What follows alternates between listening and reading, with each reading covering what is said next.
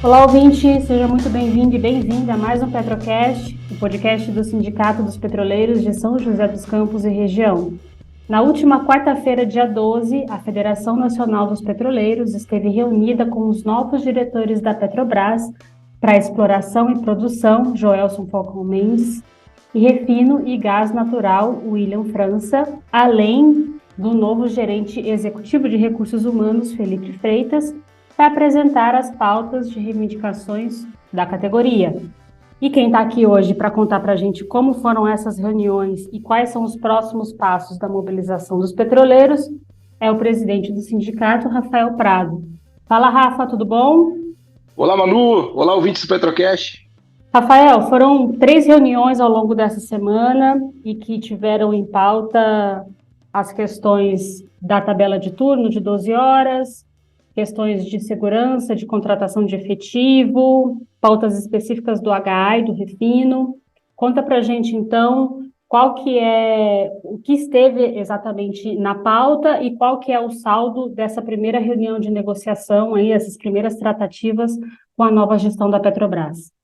Então, Manu, essas reuniões foram um desdobramento daquela nossa reunião com a presidência da Petrobras. Ali ficou estabelecido o compromisso de que nós teríamos acesso à nova gestão para colocar não só a opinião do sindicato sobre o papel que a gente entende que a Petrobras precisa cumprir em relação ao Brasil e o povo brasileiro, mas também discutir os problemas da categoria, a pauta da categoria que está represada, né, nos últimos anos e que a gente tem acumulado. Então, conseguimos reunir agora com o diretor Joelson, de exploração e produção, o diretor William, que está assumindo aí o Refino, né, que inclusive vai trocar de nome, vai ser Diretoria de Processos Industriais e Produtos, e também o futuro gerente executivo de RH, o Felipe, e eu digo futuro porque ele ainda não assumiu a gerência executiva indicada pelo governo Bolsonaro, não largou o osso, então provavelmente essa troca se dará após a próxima Assembleia do CA, que é agora no final do mês, né? Nas próximas semanas, mas por enquanto o indicado pelo novo governo não é ainda o gerente executivo, tá? Como assessor. Enfim, para entrar na pauta propriamente dita, na FNP fez uma reunião prévia, né? Preparou uma pauta extensa para entregar para os três, né? Dividindo por tema. A reunião com o diretor de exploração e produção, por um problema de agenda, ela foi prejudicada, certo? Então foi muito rápido assim o bate-papo com o Joelson, mas que eu poderia citar de positivo é que há uma visão, digamos assim, externada pelo diretor de um papel estatal da empresa nesse setor importantíssimo, né? De que a Petrobras precisa pensar a sua exploração e produção de petróleo, que é o seu, digamos assim, né, o coração da empresa, sob a ótica de uma empresa estatal e não uma empresa privada, incluindo aí a utilização de conteúdo nacional, né, desenvolvimento de conteúdo nacional para fornecimento aí de equipamentos, né, a discussão da indústria naval e tudo mais. Então, foi rápido o papo, mas foi importante. Entrou em discussão também o tema da margem equatorial. Segundo o diretor, estão esperando a sinalização do governo para a Petrobras começar a procurar petróleo, né? Tem toda a discussão, a preocupação ambiental, Foz Amazonas e tudo mais, né? Mas o diretor reivindica que há uma expertise da empresa para fazer isso com respeito ao meio ambiente. Eu acho que nós temos que se preocupar bastante, inclusive exigir que, se tiver exploração de petróleo, né, na margem equatorial, que elas tenham um aspecto 100% estatal. Não dá para a gente deixar o nosso meio ambiente na mão de empresa privada. Então a gente tem que fortalecer a fiscalização, mas, sobretudo, colocar essa produção a serviço do interesse estatal, coletivo, né? Porque a gente sabe como funcionam empresas privadas, não dá para a gente arriscar ter produção, digamos assim, né, sem controle do Estado brasileiro, num local tão importante para nós, estratégico, certo? E nós temos uma lei, a lei de partilha permite isso, né? Se a produção é estratégica, o governo brasileiro não precisa leiloar, ele pode contratar diretamente a Petrobras. Eu acho que é isso que nós precisamos fazer. Inclusive avançar dentro da própria Petrobras para que ela seja cada vez mais estatal e menos privada, né? Se possível, acho que temos que pensar uma forma de torná-la 100% estatal para garantir que o recurso do petróleo brasileiro esteja a serviço do país, né, inclusive na discussão sobre transição energética justa, né.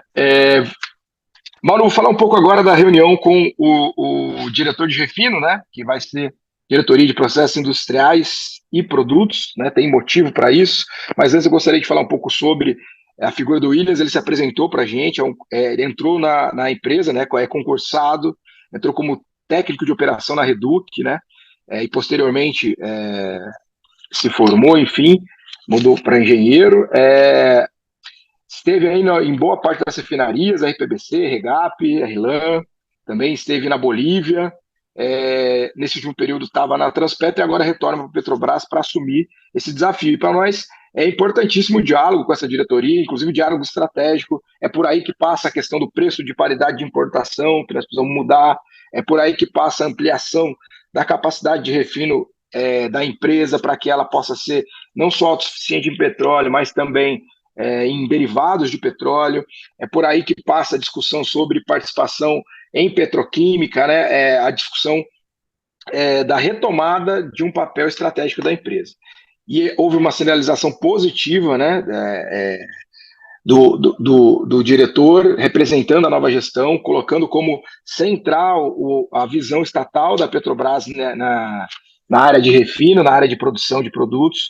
Aqui eu poderia ressaltar um debate importante sobre a questão de fertilizantes, né, um compromisso da Petrobras retomar o debate sobre a produção de fertilizantes, que foi abandonada, né, pelo governo anterior. Mas mais que isso, petroquímica, né, que é o futuro do petróleo, é um uso muito nobre do petróleo que o governo anterior estava caindo fora, estava deixando a Petrobras de fora, né? Então o diretor anunciou aí esse interesse de pensar uma Petrobras que também atue na área de petroquímica, mas assim, ainda não teve grandes detalhamentos, certo? Sobre ampliação do parque de refino, novas refinarias, segundo ele, demandam estudos, ainda não há nada previsto, mas a conclusão do Trem 2 da RNEST é prioridade para o governo, segundo ele. Também prioridade estudos sobre a ampliação da capacidade de refino das atuais refinarias. Por exemplo, a RPBC, ele disse que tem um plano bastante maduro para aumentar a capacidade de refino da refinaria de Cubatão. E isso pode, inclusive, ampliar para outras refinarias. O debate sobre o Comperj, ele disse que não volta a ser Comperj, mas também não vai ficar no Gaslub, né? Há, inclusive, o debate sobre se é possível uma planta de biorefino lá. Para nós é importante, hoje só tem uma planta de biorefino prevista no plano de gerenciamento estratégico da empresa, que é em Cubatão também. Nós achamos que é importante debater essa produção, né? A planta de H-Bio não dá para ficar só uma na Petrobras, a gente acha que tem que ter esse debate, certo? Então o saldo foi bastante positivo, né, em relação à atual situação do refino, né, que era de desmonte, de venda de mais refinarias. Uma empresa que só ia ficar no Sudeste com 5 refinarias, né? Então, assim, não é ainda o atendimento da pauta total, mas há uma mudança, eu diria que de qualidade, da visão da Petrobras para essa importante área e para o futuro da companhia, porque você falar em atuar em petroquímica significa que a empresa vai ter um planejamento de longo prazo muito para fora da questão de apenas uma produtora de óleo cru, né? Você está pensando em um uso nobre do petróleo com produção nacional. Então, para nós foi importante. Obviamente, a gente pontuou bastante a questão de manutenção, segurança dentro do refino, né? Colocamos a necessidade de repensar a forma de manutenção das plantas. O diretor, inclusive, reconheceu vários erros do ponto de vista da gestão de pessoas. Ele quer contribuir com o RH para mudar aí a relação da empresa com as suas equipes, né? No ponto de vista da valorização, mas também do respeito, e também da questão da forma de manutenção das plantas, né? Ele diverge da gente, a gente acha que existe sim elementos de sucateamento em algumas refinarias, né? Ele acha que não, mas uma coisa a gente converge, que é a mudança na forma de fazer manutenção dessas plantas. Ele acha que tem que mudar sim, que elas não estão bem cuidadas desse ponto de vista.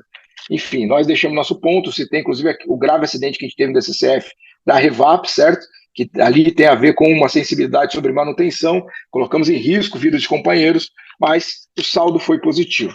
Entrando na reunião com o gerente, o futuro gerente executivo, né, como eu falei, o Felipe, Aí a pauta é extensa, né? A pauta é extensa. Todos os ataques que nós sofremos nos últimos anos, a FNP levou, desde os abusos em relação ao tratamento de jornada, as distorções criadas pelo PCR, esse arremedo de plano de cargos que precisa acabar, Salda F, banco de horas, tudo que posso imaginar que a categoria nos cobra em relação a problemas no dia a dia, a gente levou para o gerente executivo.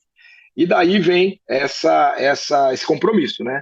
De ter GTs específicos para nos próximos 4 meses a gente trabalhar muito para ir desmontando ponto a ponto o legado bolsonarista naquilo que a gente conseguir chegar ao entendimento. E, obviamente, né, tudo isso, eu falei para o Felipe na reunião, aqui é relação capital-trabalho, a gente não tem dúvidas que vai precisar lutar, a gente não tem dúvidas que vai precisar organizar a categoria, certo? Agora, se há diálogo, se há disposição da empresa de entender o que nós passamos nos últimos anos, para nós já é um ponto positivo. Porque com luta e organização, né, e diálogo é possível a gente avançar, que é o que, ao fim e ao cabo, a categoria quer.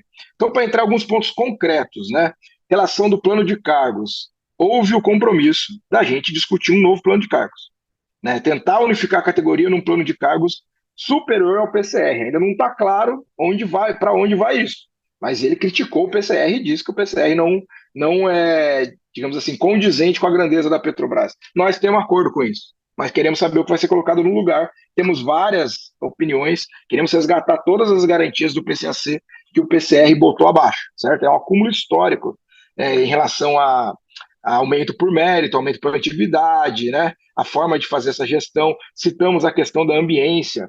Ele também concordou com a gente que isso foi abandonado pela outra gestão e que ele já tem planos para retomar uma política para fazer a gestão da ambiência, né? Mesmo que não tenha esse nome, mas é nesse sentido, de preocupação com as pessoas. Inclusive, ele falou de maneira bastante forte: o cuidado com as pessoas será uma das principais alavancas da gestão João Paulo Prats, e eu estou aqui demandado para isso. A gente vai cobrar. A gente não quer que isso vire palavras vazias. Inclusive, nesse diapasão, teve aí o anúncio da criação de uma gerência específica para discutir equidade, diversidade e respeito. A gente acha importante, né, nessa onda de denúncias, né, estampar a tampa, o esgoto bolsonarista está vindo à tona, né? O que o Bolsonaro transformou. Sempre tivemos problemas, isso é um fato, né? Dentro da Petrobras e na sociedade. Agora, assim como aconteceu na Caixa, né? Que o presidente é acusado de assédio sexual, e se o presidente estava fazendo isso, imagina como é que é a situação da empresa, né? Na Petrobras não é diferente. Né? Então, o bolsonarismo fez andar para trás essa pauta do respeito e do assédio, e assim, é impressionante. Ele assumiu, aliás, os três falaram disso, tá? Eu acabei não falando dos outros dois, os três falaram disso, assumiram que essa política vai atravessar toda a gestão da empresa daqui para frente. Ainda bem.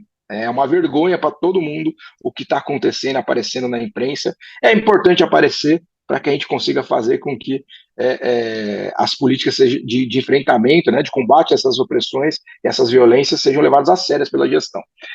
Então, teve esse anúncio da criação dessa gerência, teve o anúncio, inclusive já foi confirmado durante a semana, né? 300 empregados PCDs ou com pessoas PCDs na família foram liberadas por teletrabalho integral. Digamos assim, uma sinalização importante, porque a outra gestão nunca negociou teletrabalho conosco. Então, é uma pauta que a FNP construiu com os companheiros o ano passado, que foi totalmente ignorada pela gestão anterior. Então, tivemos a confirmação, teletrabalho integral ainda não é o modelo definitivo, né? Mas há o compromisso de ter um GT específico para ter um modelo de teletrabalho construído, digamos assim, a partir da experiência concreta dos companheiros, né, e companheiras, não só PCDs, né, de maneira geral. Então, isso foi uma mudança importante. Em relação aos concursados, a gente colocou que a situação de concursados hoje é muito difícil, né? As pessoas que passam no concurso hoje entram com quase nada de, digamos assim, de apoio da empresa, né? Por exemplo, as pessoas vêm para o Rio de Janeiro, tem que se virar. Às vezes é o primeiro emprego, às vezes a pessoa está em dificuldade, tem que ter dinheiro para morar no Rio de Janeiro de cara, assim, né? Antigamente a gente tinha, a Petrobras ela bancava pelo menos 30 dias, né? De hospedagem, enfim, uma série de coisas, inclusive em relação ao nível salarial, que hoje é mais rebaixado, o debate sobre as garantias para novos concursados, né? Eu acho que vem isso articulado com mudança no plano de cargo, foi colocado. E ele concordou que precisa ter uma mudança e ainda citou um dado. Segundo ele, 12% dos aprovados nos últimos concursos não assumiram seu cargo. É um número muito alto, né? Considerando o desemprego no Brasil, você ter 12% de concursados da Petróleo Brasileira S.A., uma empresa de petróleo, simplesmente virarem as costas para a vaga, certo? Alguma coisa de errado está acontecendo na Petrobras para as pessoas. Antigamente, a Petrobras era o sonho de todo e qualquer trabalhador. As pessoas saíam da faculdade com o sonho já de pular para dentro da Petrobras, porque sabiam que, né, era uma empresa que valorizava a sua força de trabalho, dava, inclusive, respaldo técnico, né, treinamento na Universidade de Petrobras. Você já entrava na Petrobras recebendo uma especialização, né, isso no ensino superior, no ensino técnico, enfim. Então, eu fiquei bastante impressionado com esses 12% de pessoas que viraram as costas para a Petrobras nos últimos anos. É um dado triste, certo? Fora isso, aí entrar um pouquinho na base, né? A gente falou de hora essa troca de turno, dos problemas com o Codinha, onde está sendo a marcação de ponto, falamos do sal da F, né? Banco de horas, parada de manutenção para o turno e para os companheiros do horário administrativo, né? Falamos da pauta dos companheiros da inspeção, que estão construindo uma pauta bastante relevante, que vai permear nossos trabalhos no GT, os companheiros da manutenção, a necessidade de revisão da questão da terceirização. Né? Hoje, a terceirização avançou muito dentro da empresa, está em setores estratégicos, como, por exemplo, técnicos de segurança, técnicos químicos de petróleo, também os companheiros da segurança patrimonial. A gente acha que tem no plano de cargos, esses cargos deveriam ser preenchidos por processo seletivo público, né? Falamos dos problemas da contratação de prestadores de serviços em licitações precarizadas, citamos atraso em pagamento de gente trabalhando em refinaria, tendo 3 meses de salário atrasado, certo? Com problemas para fazer sua refeição. Então, tudo isso entrou em debate. Falamos também da questão dos contratos de transporte para os empregados da Petrobras, essa precarização que está ocorrendo. Falamos da alimentação nas refinarias também, de maneira geral, né, para todo mundo que tem refeição in natura no local de trabalho, o quanto ela piorou, né, em terra, sobretudo, né, refinarias, terminais, enfim, tudo isso foi colocado. O gerente, digamos, para falar um pouco do retorno, né, disse que ainda nem assumiu, mas que já tem, digamos assim, esses GTs como GTs específicos, temáticos, como por onde ele acha que vai passar a possibilidade de resolução, e prometeu muito diálogo. Prometeu muito diálogo sobre essa pauta represada, concorda com o diagnóstico. Ele falou uma frase bastante importante, ele disse que a Petrobras se desconectou das pessoas.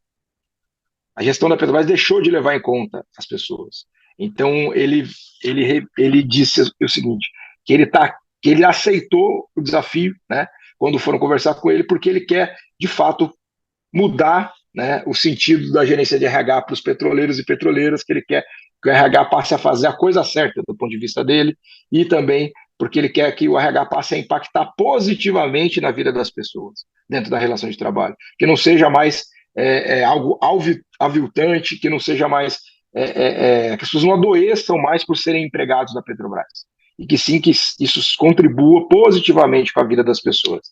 Obviamente, a gente vai cobrar, a gente precisa se mobilizar muito, fazer uma boa campanha salarial para que isso apareça de maneira concreta, né, para os trabalhadores. Eu poderia citar aqui também que ele disse que vai receber os CEPs, né, no dia 28 de abril, a Federação dos CEPs. Eu citei o CEP São José dos Campos, solicitei que fosse feito um convite à direção do CEPs, né, a situação do CEP de São José, que está sem eleição, porque a Petrobras não chama a eleição. Citamos também a questão da MS. Ele reconhece o problema da MS, já se comprometeu a restabelecer o atendimento presencial do plano de saúde, já está voltando, estão elaborando um plano. Isso é importantíssimo, né, essa questão do atendimento presencial da MS. Abandonaram os empregados da empresa, né, um processo de digitalização extremamente violento que aconteceu. Não fosse o sindicato estruturar o atendimento, muitos aposentados, aposentadas e pensionistas teriam dificuldade de seguir utilizando o plano, né? A Petrobras diz que vai reassumir essa obrigação. E sobre a gestão do plano, vai ter um GT temático também, né? Ele reivindica que isso é mais demorado, porque tem que discutir se mantém a associação, se não mantém, se é viável voltar para dentro da Petrobras ou não voltar. E então nós vamos estar trabalhando muito dentro do GT temático da MS para que as mudanças da nossa pauta, que é voltar à relação de custeio 70-30, voltar a uma gestão própria da Petrobras, que o plano volte a se pensar como um plano de autogestão e não um plano de mercado, que os credenciados, não só das especialidades, mas também hospitais, a gente volte a discutir a ampliação, enfim, mais um ponto que prometeram diálogo, prometeram mudanças, e nós vamos cobrar não só no GT, mas também vamos preparar a categoria para essa campanha, para ver efetivada aí essas boas intenções, digamos assim, né, que foram colocadas nessas reuniões. Então, Rafael, você fala aí sobre preparar a categoria para a campanha, tanto campanha reivindicatória, campanha em defesa da AMS. No saldo geral que você coloca aí sobre essas reuniões e também a postura, né, da Petrobras, está claro que é bem diferente do que vinha se desenvolvendo durante os últimos 4 anos de governo Bolsonaro, né? Então, a empresa se coloca de uma forma diferente, é um discurso diferente, a prática está se mostrando diferente pela própria receptividade que, com quem recebeu os trabalhadores agora, mas qual deve ser a postura do sindicato e dos petroleiros diante de todas as pautas colocadas, né? Teve essa primeira rodada de reuniões essa semana que vem aqui em São José dos Campos já tem uma rodada de assembleias marcada. Como é que devem agir os petroleiros? Como é que o sindicato vai seguir nessa mobilização agora com essa nova gestão? Bom, o primeiro de tudo é deixar claro para a categoria que tem algo em disputa que é prioridade. É o papel estratégico da Petrobras para o Brasil. Existe uma extrema-direita organizada, a turma que perdeu a eleição, né, não quer largar o osso, não é só na Petrobras, são diversas áreas do Estado brasileiro que estão sendo disputadas, porque eles fizeram uma rapinagem mesmo no Estado brasileiro e não querem largar o osso. Então, a gente vai deixar claro para a categoria. Há uma disputa, né, que passa por dentro da Petrobras com a extrema-direita e nós precisamos fazer com que isso avance. Para o governo Lula entregar algo positivo para a população brasileira, a Petrobras tem um papel central. A Petrobras tem um papel central. Então nós precisamos, digamos assim, fazer com que a pauta da estatização da empresa, ou pelo menos que a Petrobras volte a atuar nesse sentido, naquilo que for possível, né? Que seja uma mudança gradativa, que seja, entendeu? Isso precisa estar norteando todo o debate político da categoria. Para dentro e para fora da Petrobras. Mas, fora isso, é importante articular isso com os direitos dos petroleiros. Eu não tenho dúvida que uma Petrobras com um viés estatal, um viés mais voltado para os interesses da população brasileira, é uma Petrobras que vai ter uma gestão mais preparada para negociar condições de trabalho e remuneração melhores para a categoria, certo? Então essas duas coisas têm que andar junto. Obviamente a gente tem que ter hierarquia nas coisas, certo? A pauta da categoria a gente vai trabalhar muito antes e durante a campanha salarial. Esperamos que esse acordo, inclusive, ele seja assinado com avanços. A gente reverteu o signo de acordos com retrocesso. Nos últimos anos, todos os acordos tiveram retrocesso, certo? Mas a gente quer, durante esse período todo, não só a assinatura de um bom acordo, mas também que a Petrobras estatal esteja, digamos assim, mais fortalecida em relação à parte privada dela, que existe, né? Tem uma contradição aí interna, né? Que são ações vendidas na Bolsa de Nova York, ações vendidas para acionistas privados, e isso, até que a Petrobras seja 100% estatal, vai fazer parte da nossa vida. Então, precisamos elaborar sobre isso. Então, nós vamos para essa rodada de assembleia importantíssima para passar com mais proximidade para a categoria aquilo que a gente sentiu nessas reuniões. Vamos discutir com o horário administrativo, inclusive estamos elaborando diversas maneiras de chegar mais perto dos companheiros para que a campanha, quanto mais representativa, melhor será, certo? Sobre as duas óticas, sobre a ótica do fortalecimento do papel estatal, como também do atendimento à pauta da categoria, certo? E também reposição de efetivo e tudo isso. Então o sindicato vai estar atento, vai fazer essa rodada de assembleia, panfletagem no HA, vamos agendar a nossa abertura da campanha com o anúncio de data do nosso Congresso Regional, que ainda está para ser definido, né? O Congresso Regional a gente pretende fazer em meados de junho, certo? Vamos convocar a categoria para construir a pauta conosco, não só a pauta estratégica da Petrobras, mas também a pauta do debate corporativo. O congresso da FNP será na primeira semana de julho, 7, 8, 9 de julho, no Rio de Janeiro, o local a ser definido, e a partir daí, obviamente, com esses GTs temáticos atravessando todo esse debate, né, que a gente já percebeu que o sindicato vai ter bastante trabalho nos próximos 4 meses para destruir o legado do bolsonarismo. Nós vamos ter que estar cotidianamente defendendo a nossa pauta. Nós não... vai ter diálogo. Ok. Mas se a gente não estiver cobrando, e cobrando com a categoria do nosso lado, até as boas intenções, por conta da disputa interna dentro da Petrobras, elas terão dificuldade de virem à tona. Então nós temos que cumprir nosso papel. O sindicato vai trabalhar muito, vai precisar da categoria ao lado dele, e todos esses meses, até nossa campanha salarial, é isso que a gente vai estar fazendo. Então a gente até aproveita aqui o espaço para convocar a categoria, estar acompanhando a comunicação do sindicato, que é por onde vai passar o chamado para todas as nossas atividades, e de tédio nós não morreremos nos próximos meses. Vamos trabalhar demais para ver a pauta da categoria atendida e uma Petrobras estatal cada vez mais fortalecida. E o programa de hoje fica por aqui. Siga o Petrocast na sua plataforma de áudio e ative o sininho para receber uma notificação sempre que tiver programa novo no ar. Eu sou Manuela Moraes, jornalista do sindicato. Até a próxima!